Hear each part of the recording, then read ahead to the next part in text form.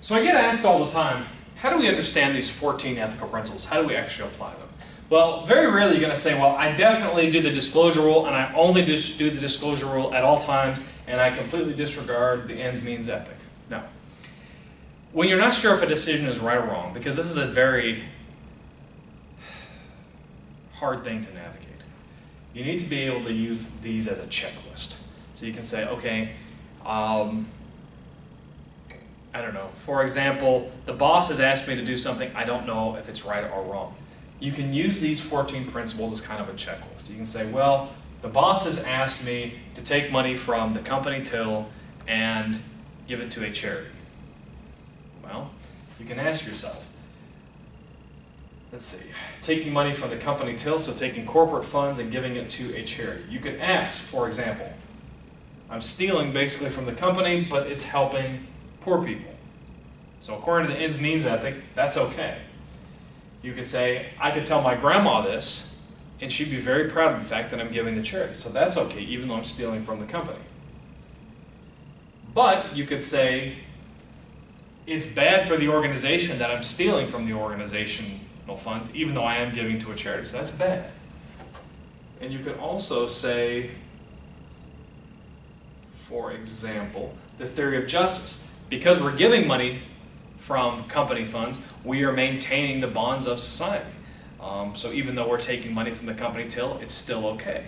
So then you have to ask yourself, out of any of these ethical principles, which one is the most important? If you were to say, well, the organization ethic is the most important to me and these others don't matter that much, then obviously you wouldn't take that corporation's money.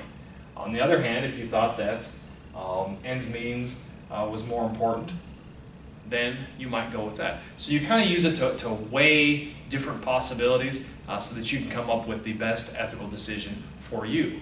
But again, a lot of these things depend on what you as an individual think and how you reason through these principles. Only you can decide which one of these 14 ethical principles is the most important. So we've just discussed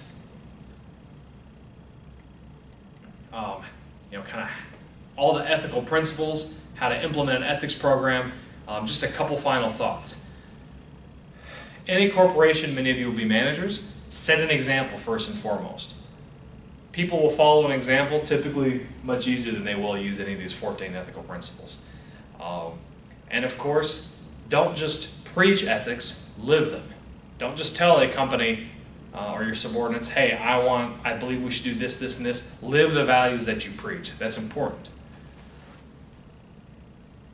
Try to cultivate some degree of sympathy and charity in other people. And remember, any sort of perfection, when you've got all these different ethical principles, I mean, that's just a dream, that's a farce.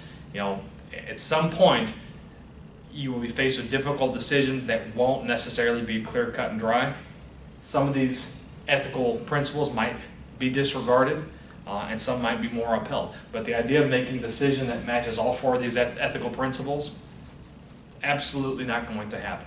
This is just a way to kind of help you make the best decision for you. Great. Well, I hope you enjoyed these videos, and I'm looking forward to seeing you in our next module.